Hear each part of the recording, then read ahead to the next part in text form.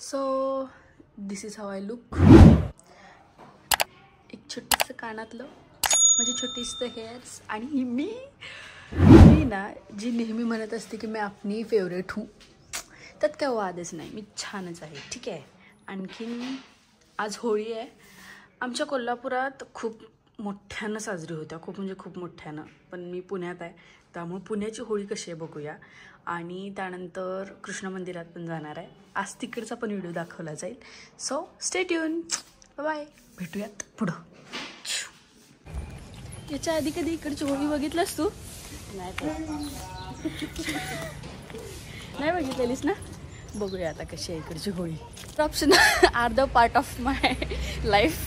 आणि इथं ओळखीचे आमच्या कॉलनीतले ते मम्मीबरोबर बोलत होते, त्यामुळे ते मधनंच कट झालं. आणि मम्मीने पण इकडची होळी नाही बघितलेली, मी पण इकडची नाही होळी बघितलेली. बघूया इकडची होळी कशी असते, कारण प्रत्येक वेळा आम्ही घरातच असतो. So stay tune.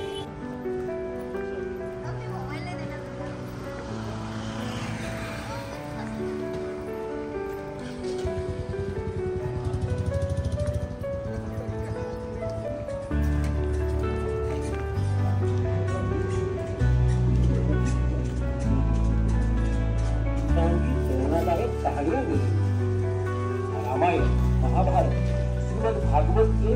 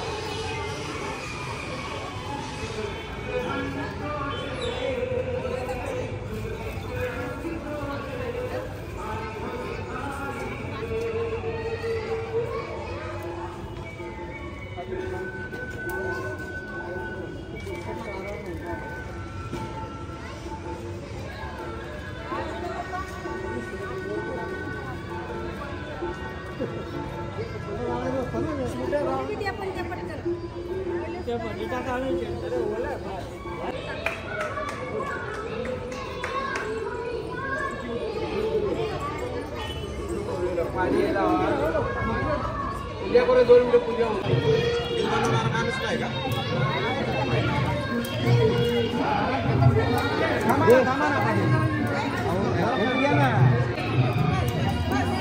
लय भारी भेटली आमच्याकडे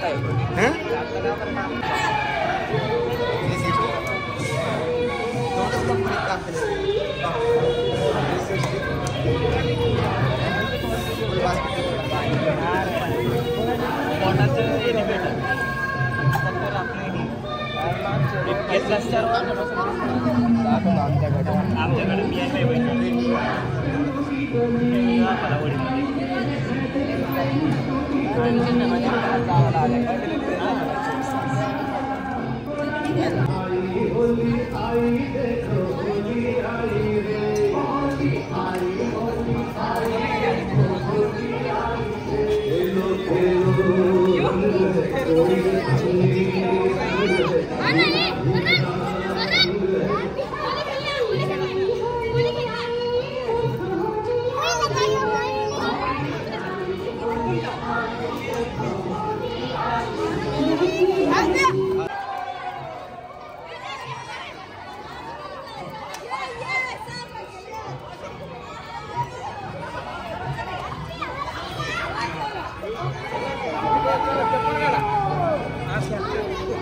सगळ्यात आधी तर सगळ्यांना होळीच्या खूप खूप शुभेच्छा.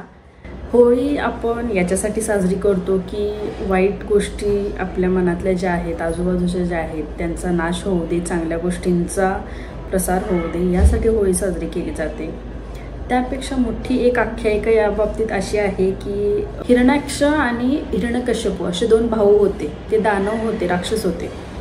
त्यातलं ज्यांनी जगावर इतका त्रास दिलेला होता की त्यातल्या हिरण्याक्षचा वध करण्यासाठी विष्णू भगवानांनी वराह अवतार घेऊन त्याचा वध केला होता. वराह अवतार हा विष्णू भगवानाचा 3रा अवतार आहे. त्याचा वध करण्यासाठी त्यांनी वराह अवतार घेऊन हिरण्याक्षचा वध केला होता.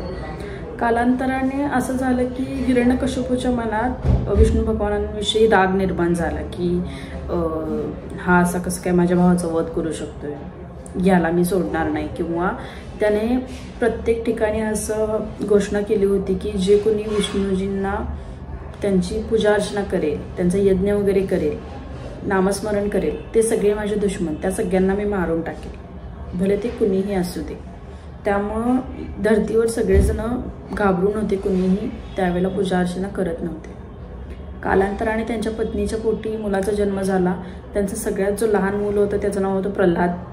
आणि त्याच्या मनात विष्णूजींच्या बाबतीत खूप जास्ती श्रद्धा होती, त्यामुळे तो विष्णूजींना पूजायचा. एके दिवशी असं झालं की हिरण्यकश्यपू मुलाला मांडीवर घेऊन खेळवत होता. त्यावेळी त्याला असं विचारण्यात आलं की तुला सगळ्यात जास्ती कोण आवडते. तर तो प्रल्हाद विष्णूजींचं नामस्मरण करायला लागला. मला विष्णू भगवान आवडतात असं त्यानं सांगितलं वडिलांना. वडिलांना राग आला, म्हणजे हिरण्यकश्यपूला राग आला आणि त्याने मुलाला आहे अशा अवस्थेत मांडीवरून ढकलून दिलं आणि त्यांनी असं म्हटलं की मी या जगात सगळ्यांचा तिरस्कार करेल जे कोणी विष्णूंची पूजा अर्चना करेल. तू तर माझा मुलगा आहेस, मला काही एक फरक पडत नाही, तूही मेलास तरी. त्यांनी बरेच प्रयत्न करून बघितले, खाण्यातून विष देऊन बघितलं, पण ज्या वेळेला ते खाणं येईल त्यावेळेला प्रल्हाद वाचला जायचं. प्रल्हाद त्याला काहीच व्हायचं नाही. ते विष असलेलं खाणं जरी खाल्लं तरी त्याला काही व्हायचं नाही. त्याला कदाचित विष्णूजींनी प्रोटेक्ट केल्यासारखं काइंड ऑफ झालेलं होतं, त्यामुळे त्याला काही झालं नाही. शेवटी एके दिवशी हिरण्यकश्यपूची बहीण होलिका त्याच्याकडे आली होती. होलिका आपल्या भावाजवळ आल्यानंतर तिने भावाला सांगितले की दादा तू विसरलास का की मला ब्रह्माजींचं वरदान आहे, मला आग काही करू शकत नाही, मी याला घेऊन आगीत बसेल आणि हा मृत्युमुखी पडेल. होलिका आगीत घेऊन बसली प्रल्हादाला, पण असं झालं की होलिका जळाली पण प्रल्हाद वाचले. त्यानंतर संतापलेल्या हिरण्यकश्यपूने मुलाला तिथून ओढत घेतलं बाहेर आणि विचारले की तुझा विष्णू कुठे आहे, तो तुला येणार आहे का वाचवायला, मी तुला काही करेल पण मी मारून टाकेल. तर त्यावेळेला असं झालं की एका खांबाजवळ भक्त प्रल्हाद उभा राहिला खांबाला पकडून. त्यावेळेला हिरण्यकश्यपूने आपली गदा उचलली आणि त्या खांबाला मारा लागला की बघ तुझा येणार आहे का विष्णू, तुझं कुठे आहे विष्णू, इथे येणार आहे का, असं तसं कर. त्यावेळेला विष्णू भगवान अवतरले. हिरण्यकश्यपूला असा वरदान होता की त्याला कोणताही नाग, प्राणी, गंधर्व, मनुष्य कोणीही मारू शकणार नाही असं त्याला वर होता. विष्णू भगवानांनी त्यावेळेला नरसिंह अवतार घेतला. नरसिंह म्हणजे शिर सिंहाचं आणि धड पुरुषाचं किंवा देवाचं, आणि त्या अवतारात त्यांनी हिरण्यकश्यपूचा वध केला. यातून आपल्याला फक्त एकच गोष्ट घ्यायची आहे की वाईट कितीही वाटलं, म्हणजे वाईटाचा अंधकार कितीही मोठा असला तरी एक ज्योत पुरेशी असते वाईटाला नष्ट करण्यासाठी. त्यामुळं आपण होळीचा सण साजरा करतो की आपल्या आयुष्यातला सगळा अंधकार मिटावा, आयुष्यात खूप छान गोष्टी व्हाव्यात, प्रसन्न वातावरण राहावं. आणि माझी सर्वांना फक्त एकच मागणं असेल किंवा माझी एक रिक्वेस्ट असेल की शक्य तितकं आपल्याला जिथंपर्यंत त्रास होत नाही आहे तिथंपर्यंत कुणाला त्रास न देण्याचा प्रयत्न करा.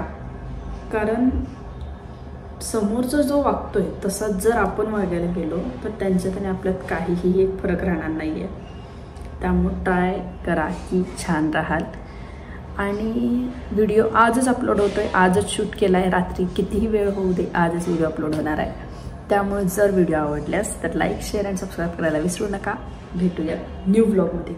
आणखीन एक मिनिट मला माहिती आहे खूप जास्त गॅप झालेला आहे, मेंटल स्थिती नव्हती सरळ, बॅक टू रुटीन येईल.